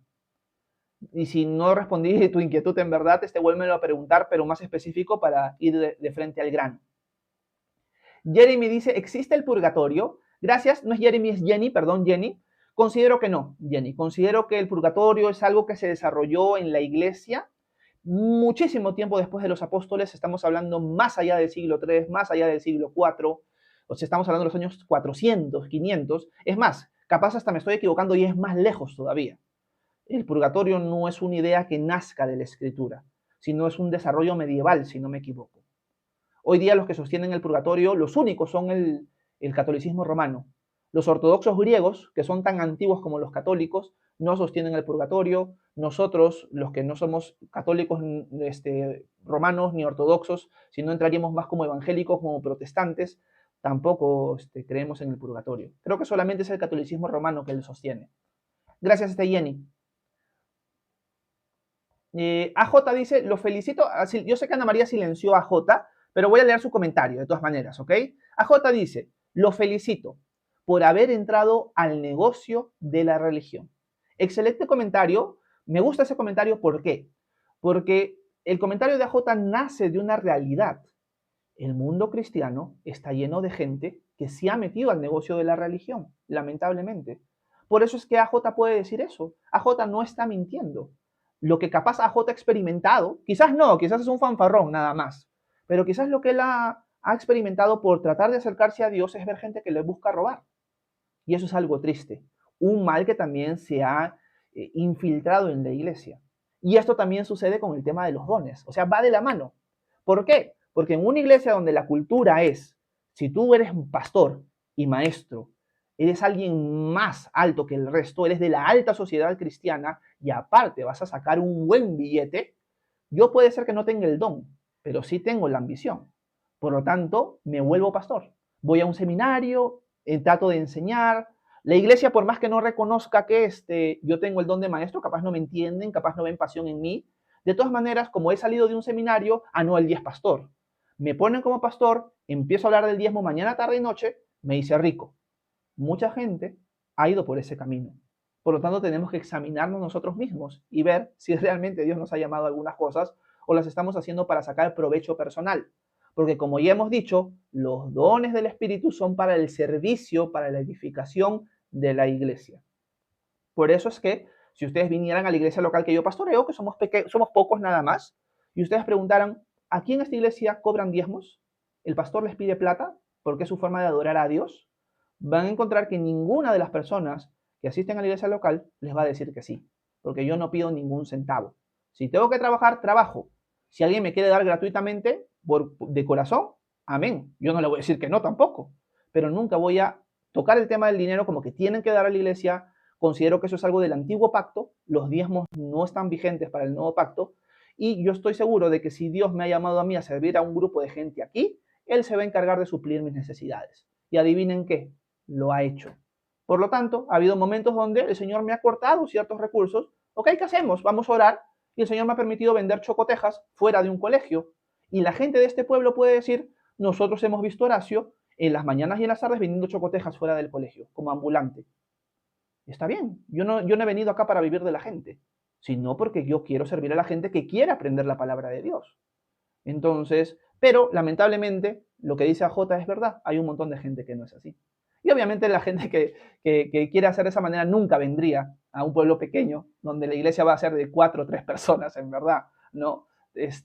Así que, bueno, gracias a J, no sé si sigues por acá, pero tu comentario nace de una verdad triste, y es que eso ha pasado en la iglesia evangélica. Gracias. Déjenme ver si sigo respondiendo algunas preguntas más. Quiero saludar a Techi. Buenas tardes, Techi, hasta Lima para ti, para Brunito. Déjenme ver. Amy dice, jaja, sentadillas en la iglesia, dice. Sí, Amy, en esa iglesia, yo sé que capaz algunos de ustedes asisten a iglesias así. No me estoy burlando, pero para mí, que no vengo de una cultura así, se me hace recontra incómodo. Está que párense, siéntense, párense, siéntense. No necesariamente está mal eso. Sé que hay iglesias que su cultura es así, pero yo que no vengo de una cultura así, me choca bastante eso. Gracias, Amy. Liz Ofelia dice, la Biblia dice que Dios está irado todos los días con el impío. Gracias, Liz. No sé, Liz, ¿por qué pones eso? ¿A qué te refieres? ¿Cuál es tu pregunta? No llego a entender por qué haces ese comentario. J28 dice, ¿ya debatiste con un ateo? La verdad es que no me gusta hacer debates, J28. Primero porque ningún debatiente que he visto en la historia realmente dice, la otra persona tuvo mejores argumentos que yo y me ganó. Nunca he visto eso. Siempre es yo tengo la razón, tú estás equivocado. Lo que veo en la naturaleza de los debates muchas veces en nuestra cultura es más bien mofa, burla, soberbia, orgullo, reírme del otro, insultarlo, ofenderlo, quizás sutilmente, pero lo hago. Y en lugar de edificarnos mutuamente o edificar a la audiencia, lo que se hace es destruirla y no reflejar a Cristo. Por lo tanto, si yo voy a debatir con un ateo, será con mi amigo ateo, no con alguien que ni conozco en internet. Por lo tanto, si yo tengo amigos que son ateos y yo los amo y paso tiempo con ellos y tocamos el tema de Dios porque ellos lo quieren tocar, voy a conversarlo y voy a debatir con ellos amicalmente porque son mis patas, porque son mis amigos. Pero con un desconocido en internet no lo voy a hacer. Gracias, por tu pregunta. Déjenme ver. A ver. Por aquí, por allá. Vamos a ver. Se me bajaron los comentarios. Déjenme ver. Vamos a encontrar si encuentro el comentario de la persona que me habló sobre los ateos. Aquí está. Oh, no, ok. Parece que no lo encontré. Uy, hay bastantes comentarios hoy. Buenas tardes a todos los que están por aquí. Ok, ya lo encontré. Déjenme ver. Liz Ofelia dice, Dios amó al mundo, por eso Cristo entregó su vida por los pecadores y por la fe son salvos. ¿En qué parte de la Biblia dice Cristo te ama? Bueno, en Juan 3:16, Liz Ofelia, en Juan 3:16, Liz, porque de tal manera amó Dios al mundo que ha enviado a su único hijo, para que todo aquel que en él crea no se pierda, mas tenga vida eterna. Romanos capítulo 5. En esto muestra su amor Dios para con nosotros, en que aún siendo pecadores, Cristo vino y murió por nosotros. Nota esto, Liz. En esto muestra su amor Dios para con nosotros, en que aún siendo pecadores, Cristo vino y murió por nosotros.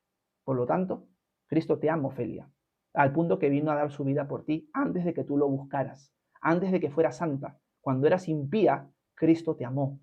Y es algo que tienes que recordar y que todos aquí tienen que saber. Gracias, Liz. Déjenme ver. Vamos a ver por aquí. Luz dice, la profecía corrige, alienta y no me acuerdo, no entendí muy bien qué es lo que pone en la última palabra. Joel dice, siempre me pone palabra para otras personas y hasta animarlo a servir y seguir a Cristo. Amén, Joel, gracias. Claro de Luna dice, el don de profecía transmite lo que Dios quiere decir en un momento en específico para fortalecer a alguien. Sí, Claro de Luna, puede ser para fortalecer, puede ser para corregir, puede ser para animar, puede ser para instruir, puede ser para advertir también. Así que correcto lo que dices, Claro de Luna, solo podremos agregar algunas cositas más. Déjenme ver. Liz Ofelia dice, para una verdadera conversión debe haber verdadero arrepentimiento. No enseñes evangelio blando. No sé a qué se refiere Liz. Liz me agarró bronca de la nada. Liz vino con la pata en alto, pero a la cara fue. Ana María dice, los dones cesarán cuando la iglesia ya no esté aquí, ¿cierto? ¿A eso se refiere? Considero, Ana María, que los dones cesarán cuando Cristo venga y reine. Eso es lo que podría estar 100% seguro. Que cuando Cristo venga y reine, a la luz de lo que Pablo dice, creo que en 1 Corintios 13, los dones van a cesar. La profecía también. Porque todo apunta a la edificación de la iglesia, Cristo estando presente, ya no va a ser necesario eso. Según entiendo el texto bíblico, Ana María. De Juan dice, el don de sanidad, ¿qué puedes decir sobre eso? Lo que pasa es que Pablo, gracias de Juan por tu pregunta, dice diversos dones de sanidades. No significa entonces que es una persona que tiene el don de sanidad y puede ir a sanar a cualquier persona, sino que Dios la puede usar a una persona cristiana X y darle el don de sanidad para que cuando ore la persona sea sanada. Pero no significa que esa persona se volvió un sanador. Por eso en 1 Corintios 12 dice diversos dones de sanidades o diversos tipos de sanidades, si no me equivoco. Gracias, de Juan. La vida y sus reflexiones, ¿cómo estás? Gracias por estar por aquí. Dice, pastor, tengo una pregunta que hace tiempo quiero que sea respondida. Dale, la vida y sus reflexiones, cuéntala por aquí. Todavía voy a estar por acá un ratito más. Lazaris dice, Horacio, dando el beneficio de la duda, si la figura del polo fuese satánico, ¿sería mejor evitarlo? Yo considero que sí, Lazaris. Si la figura fuera satánica, yo no me la pondría. Es más, cuando hacía el live donde solamente se me veía hasta esta parte, yo usaba un polo verde, que es una isla, es una palmera con plantas, pero la forma de la isla es una forma de una calavera. Ya yo tengo un polo así, ya solamente que está bien desteñido, ya no es verde, casi es medio blanco, pero ese polo lo usaba para enseñar, solo que se me veía hasta acá. Como sé que pueden haber un montón de personas que se pueden infartar por eso, prefiero no usarlo.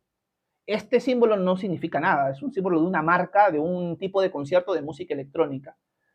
Lamentablemente hay gente que se puede ofender, aunque realmente no, solamente hoy día ha aparecido Chepinok que se ha ofendido por algo así. Pero el común de las personas me dicen qué bonito tu polo, así que no es un polo que dejaré de usar por ese motivo, ¿no? De todas maneras, siempre hay alguien que no le va a gustar algo que te pongas, Lazaris. Pero si fuera algo satánico, algo demoníaco, obviamente no me lo pondría. Si fuera algo que puede causar cierta controversia a la mayoría de personas, tampoco me lo pondría, porque en eso consiste el amor. Ahora, si va a aparecer una persona en 1.000.000, tampoco es que me voy a infartar por eso. Es lo normal, siempre va a pasar eso en nuestra vida.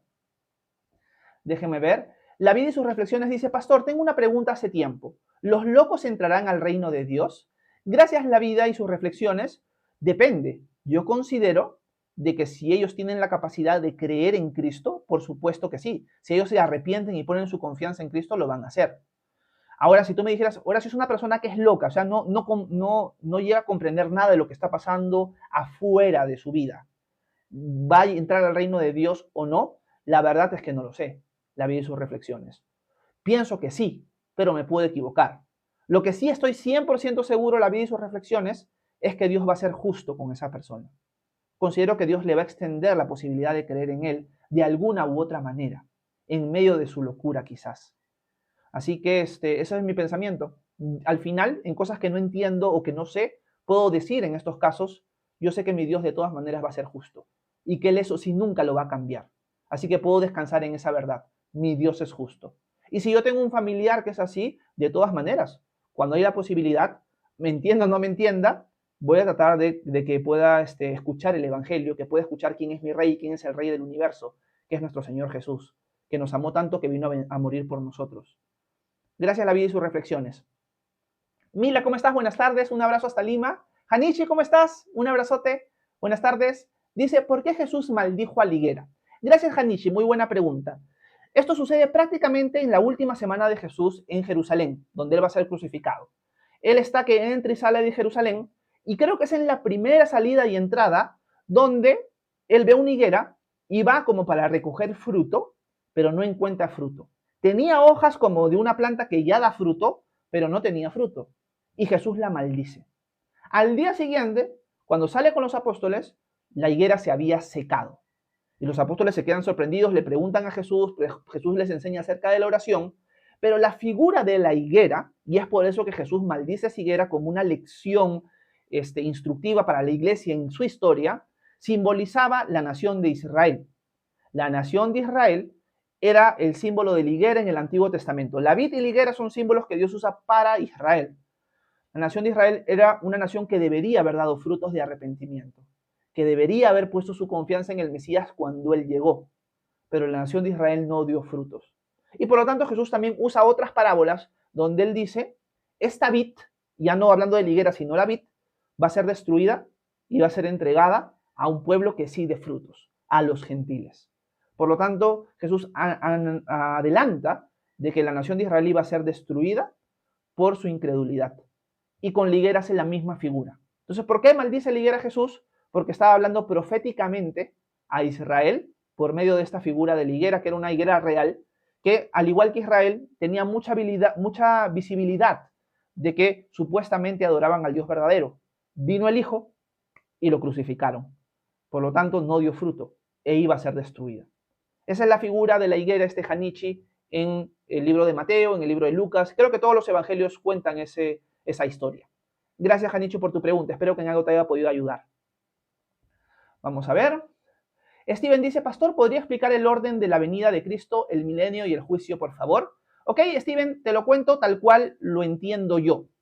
Lo que considero en la luz de la evidencia bíblica, solo que son temas futuros que va a haber discrepancia siempre, no podemos asegurarlo al 100% porque nos podemos equivocar, tenemos que ser humildes, pero según entiendo yo el texto bíblico hasta ahora, lo que va a suceder es lo siguiente.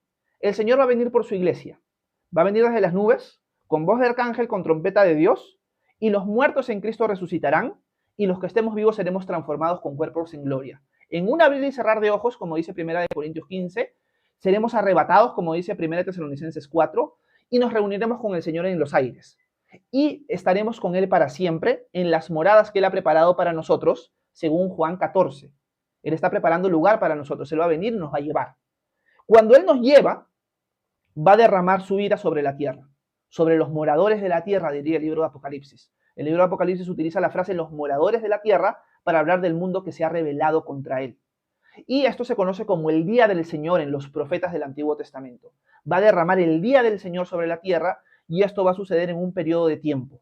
Algunos dicen, yo me incluyo dentro de ellos, que este periodo va a durar 7 años. ¿Cuándo comienza este periodo? Pienso yo que es después de que la iglesia sea llevada. Pero no se sabe cuánto tiempo entre que la iglesia sea llevada y comience este tiempo. En este periodo de la ira del Señor se va a levantar una alianza de 10 naciones que fueron parte de lo que fue el Imperio Romano en el tiempo de Jesús. Y de estas naciones van a gobernar el mundo, por algún motivo debe haber sido por guerras o por cosas así. Y dentro de estas 10 naciones van a haber traiciones. 3 de estos presidentes van a morir o van a ser depuestos, también puede ser eso. Y se va a levantar un líder político muy importante. El líder político se conoce como el anticristo, como la bestia, como el hijo de abominación. Y este va a ser un líder político que va a tener un líder también religioso a su lado y que va a mover al mundo entero a alabarlo a él. Va a ser como el salvador del mundo. El mundo ha rechazado al salvador de sus almas, a Cristo, pero sí van a poner su confianza en el salvador político, económico de este tiempo. Y van a adorar a este hombre, el hombre de pecado también se le conoce. Este hombre de pecado va a tener poder de una manera muy fuerte en los 3 años y medio antes de la venida de Jesús. Y va a perseguir a toda persona que ponga su confianza en Cristo, sea judío o sea gentil. Y esto no solamente va a venir acompañado de persecución para la iglesia, sino también para el mundo entero que está recibiendo los juicios de Dios que caen a través de los distintos sellos, distintas trompetas, distintas copas, que simbolizan mucho, cuando uno estudia Apocalipsis, las plagas de Egipto en el libro de Éxodo. Y esto va a caer sobre el mundo entero. Luego, cuando este tiempo se termine, el Señor Jesús va a venir en un caballo blanco, va a venir con sus huestes celestiales, entiendo yo, incluidos nosotros, y va a venir a derrotar y gobernar sobre la tierra. Va a venir a derrotar al anticristo y a los gobiernos del mundo y va a establecer su reino aquí en la tierra. ¿Dónde? En Jerusalén. Como vemos en Hechos capítulo 1, los ángeles le dijeron a los apóstoles, así como lo han visto irse, va a volver en el monte de los olivos. Dicen los profetas, si no me equivoco es Joel, que cuando Jesús pise el monte de los olivos se va a partir en 2 y va a armar un valle, ¿ok? Y Jesús va a reinar desde Jerusalén, en un templo. Y esto lo vemos en Ezequiel capítulos 40 hasta el 42 más o menos. Se va a construir un templo. Pueden buscar en YouTube el templo del milenio y hay algunos hermanos que han hecho un modelo de cómo más o menos va a ser el templo. Jesús va a reinar desde Jerusalén y una de las cosas que Jesús va a cumplir con su venida es la función de la imagen de Dios acá en la tierra. ¿Cuál es la función de la imagen de Dios? La que se le dio a Adán y a Eva. Ellos son creados a imagen y semejanza de Dios. ¿Qué significa ser imagen de Dios? Ser el representante de Dios acá en la tierra. Adán y Eva fallaron, no pudieron señorear sobre la tierra, multiplicarse, fructificar la tierra, no pudieron hacer eso. Ellos pecaron y por lo tanto fueron expulsados del jardín del Edén. Porque la idea, según los padres de la iglesia, era que el jardín del Edén, a través de Adán y Eva, como sacerdotes de ese lugar, pudieran extender el Edén a toda la tierra. O sea, la tierra iba a ser edenizada. El Edén solamente era una parte pequeña. Ellos no lo hicieron, fallaron y fueron expulsados. Por lo tanto, el que sí lo va a cumplir no es el Adán primero, sino el Adán postrero, Jesús, nuestro representante, Dios hecho hombre. Por fin va a poder cumplir perfectamente lo que Dios desde el comienzo quiso. Para entender siempre el final es importante entender el principio. Y va a edenizar la tierra. Pero esta edenización de la tierra va a ser progresiva. Y muchos piensan de que esta edenización progresiva va a durar 1000 años. Por eso al reinado de Cristo se le conoce como el milenio en el libro de Apocalipsis. ¿Ok?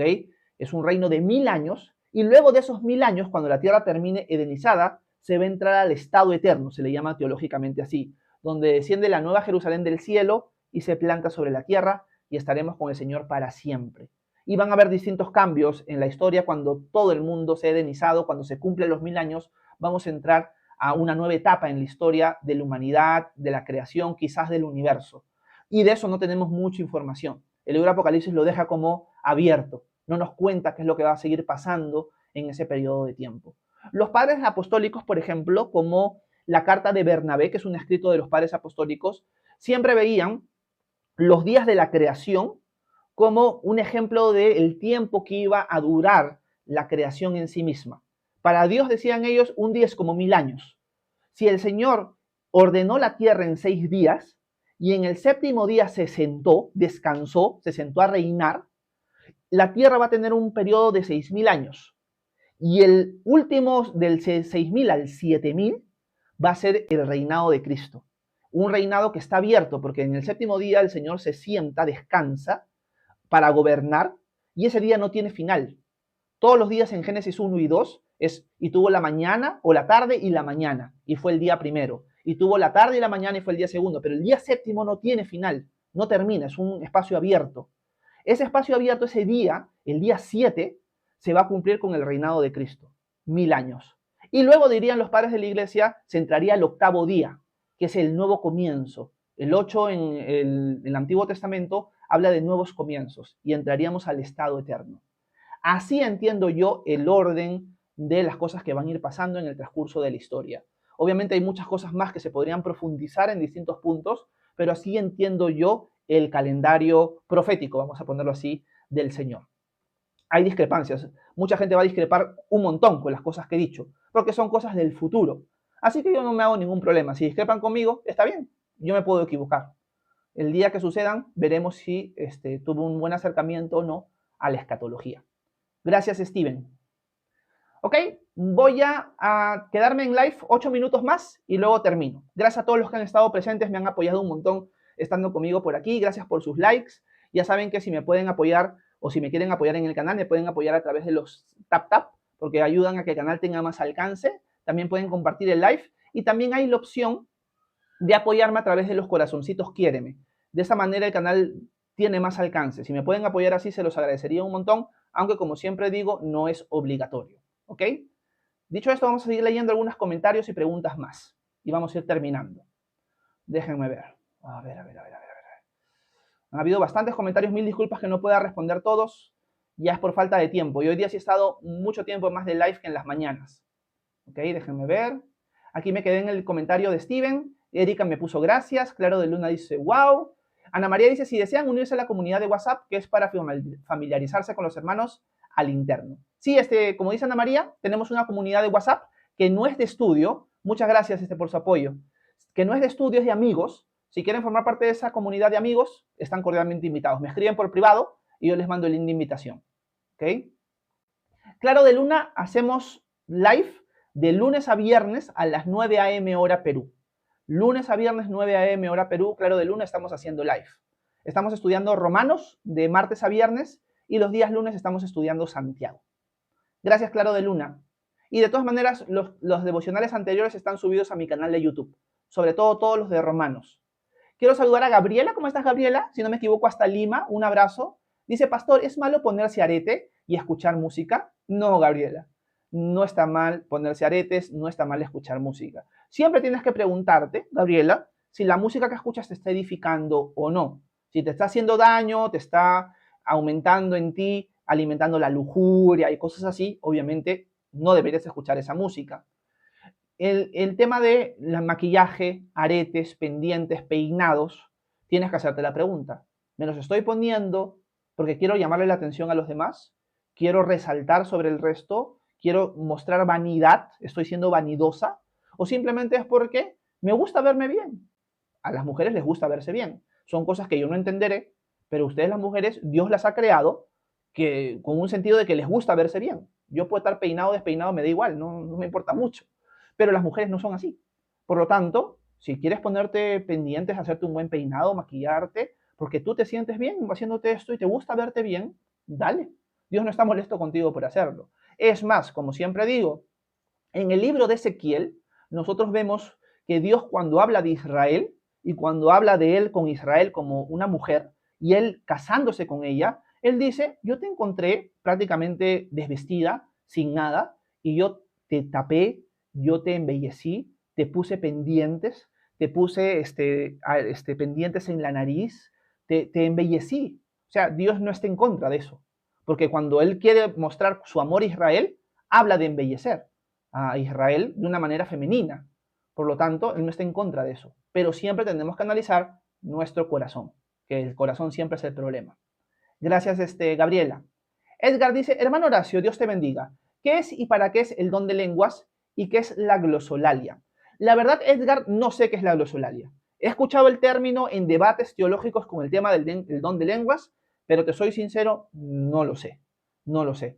No conozco al respecto. He leído algo, pero eso ya se me fue de la mente porque lo he leído hace mucho tiempo atrás. ¿Para qué es el don de lenguas? Según entiendo el Nuevo Testamento, Edgar, es para alabar al Señor. Es un don de alabanza que solamente debería ser empleado en la iglesia si hay don de interpretación. Si no, el apóstol Pablo aconseja hablar, usar el don de lenguas, pero en tu casa, en tus tiempos privados de adoración, de oración. Porque es el Espíritu Santo alabando al Hijo, alabando al Padre con un lenguaje desconocido. Y es un don que te edifica personalmente, porque cuando tú te pones a alabar al Señor, te pones a orar, te pones a cantar, te pones a meditar en la palabra, eres edificado. Esto es el Espíritu Santo que está dentro de ti, alabando al Señor, eres edificado por eso. Pero ¿cómo la iglesia puede ser edificada si no hay nadie que entienda lo que el Espíritu Santo está diciendo? Tiene que haber un don de interpretación. Hay hermanos, yo sé que ustedes pertenecen al grupo del pastor Jonathan. Una vez el pastor Jonathan entró por acá y él me dijo que él discrepaba con eso, conmigo, ¿no? Él creo que él entiende que el don de lenguas tuvo un rol como que de evangelismo o algo así en Pentecostés y nada más, algo así me hizo saber. Y yo le dije, ok, no me hago problema por eso, ¿no? Yo me puedo equivocar, pero a la luz de 1 Corintios 12, 13, 14, no encuentro esa interpretación. Pablo está hablando en un contexto de iglesia local, en un contexto específico, y está tocando el don de lenguas. Por lo tanto, me parece ser, por lo que veo en el texto bíblico, de que es un don que es de edificación, si hay interpretación, y que no ha cesado. Por lo tanto, existe. Ahora, de que hoy en día muchas iglesias hagan cualquier cosa menos el don de lenguas, eso ya es un tema de la iglesia que está haciendo mal las cosas, no un tema bíblico. Entonces, capaz la glosolalia, Edgar, es justo eso. Esa gente que repite, ¿no? Y dice rabasaya, rabasaya, rabasaya, rabasaya, y hablan distintas cosas, y en verdad no están hablando nada. No es el Espíritu Santo, es que les han enseñado que tienen que hacer eso, porque si lo hacen son mejores, porque si lo hacen son espirituales. No, el don de lengua es un don que está al último en la lista del apóstol Pablo, no es un don de profecía, etcétera, etcétera. Eso es, así entiendo yo, Edgar, el tema del don de lenguas. Quizás más adelante, cuando estudiemos 1 Corintios, voy a poder profundizar mucho más en eso.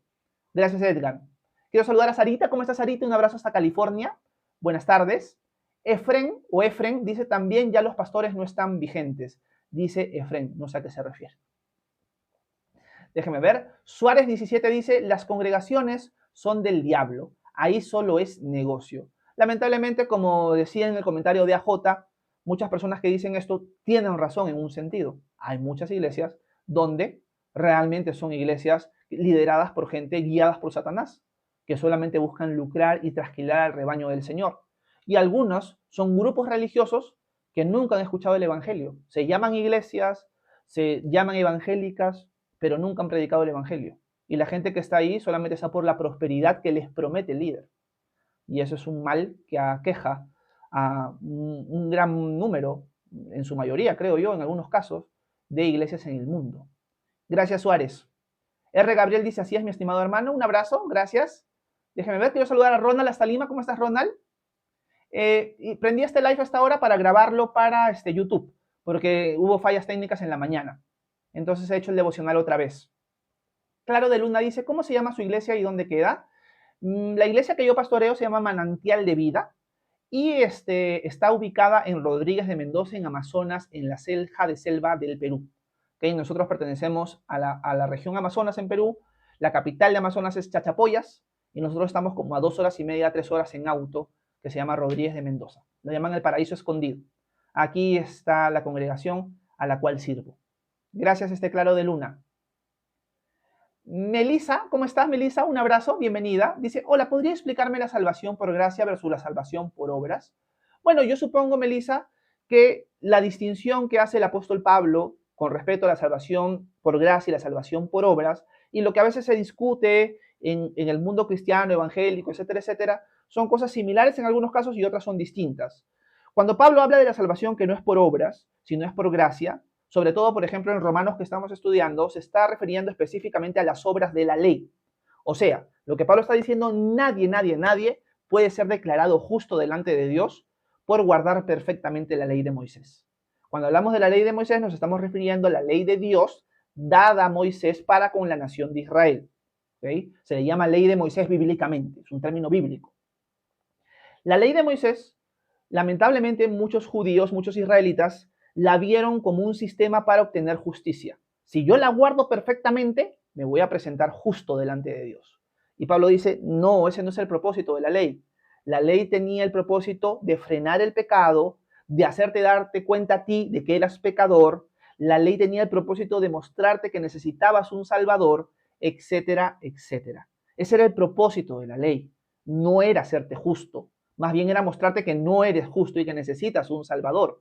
Por eso Dios estableció en la ley el sistema de sacrificios, para que tú esperaras al sacrificio perfecto que iba a venir, que es Jesús.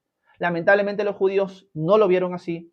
En su mayoría rechazaron la idea correcta y trataron de construir su propia justicia. Esa es una salvación por obras. Eso es imposible. Nadie puede guardar la ley de Dios interna, externa, a la perfección. Todos la vamos a romper. Por lo tanto, necesitamos un Salvador. La salvación por gracia es la que Dios siempre destinó. Que cuando tú pones tu confianza, tu fe, tu lealtad en el Dios vivo y verdadero, tú como regalo de Dios recibes la justicia, recibes la salvación. Por eso desde Génesis podemos ver, esto Pablo lo explica en Romanos capítulo 4, que Abraham le creyó a Dios y su fe, su lealtad, le fue contada como justicia, dice Pablo. Esto no es algo nuevo, eso es algo que viene desde el libro de Génesis. La justicia siempre se ha obtenido por medio de la fe. Cuando Abraham le creyó al Señor, puso su lealtad en él fue declarado justo. Igual sucede con nosotros. Esa salvación sucede por gracia, es un regalo de Dios. La salvación históricamente, desde Génesis hasta el libro de Apocalipsis, siempre ha sido y será por gracia. No por tu esfuerzo, sino por la obra del Señor, como un regalo para ti. Y esa es la distinción, querida Melissa. Gracias por tu pregunta. Déjame ver. Bueno, voy a terminar con el comentario de Lía, de Rosalía, y con eso acabo el live. Mil disculpas a los que no les voy a poder contestar sus preguntas. ¡Ay, no! Se me fue el comentario de Rosalía. Déjenme ver si lo puedo encontrar para terminar el live así. A ver. Ay, Rosalía, se me fue tu comentario. Aquí está. Ok, dice, si un hermano pierde los dones del Espíritu por alejarse de Dios, ¿puede volver a tener los dones? Gracias, Rosalía. Yo pienso que sí. El Señor le mostrará eso o no. Lo importante es al final de que regrese a los pies de Cristo, ¿no? Yo creo que una de las cosas que sí vemos en el Nuevo Testamento, Rosalía, es que nosotros podemos apagar al Espíritu, nosotros podemos entristecerlo. Por lo tanto, con muchas acciones que nosotros cometamos contrarias a la voluntad de Dios, vamos a menguar, vamos a mermar, capaz podría utilizar esa palabra, la influencia del Espíritu Santo en nuestras vidas. Y nos volvemos más carnales, más carnales, más carnales, al punto que llega el momento en que parecemos inconversos y ya no discípulos de Cristo. Pero si esta persona se arrepiente y deja que el Espíritu Santo nuevamente tome el control de él, yo creo personalmente que el Espíritu Santo lo va a usar con los dones que le ha querido dar o que le quiera dar en ese momento. Capaz puede ser que lo usa de otra manera, capaz lo sigue usando como antes lo había usado.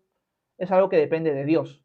Y esto lo vamos a aprender en 1 Corintios 12. El Espíritu Santo da los dones como Él quiere. Él es el soberano, no nosotros. Y eso es importante de entender. Gracias, Rosalía, por tu pregunta y gracias a todos los que estuvieron presentes esta tarde. Generalmente hago live en las mañanas, no en las tardes. Lo hago siempre de lunes a viernes a las 9 a.m. hora Perú. Así que están cordialmente invitados. A partir del día lunes, 9 a.m. hora Perú, estaremos por aquí haciendo live, estudiando los lunes Santiago. Y de martes a viernes estaremos estudiando la carta a los romanos y seguiremos avanzando con el capítulo 12. Que tengan un excelente fin de semana. Que Dios los bendiga. Nos vemos. Bye, bye.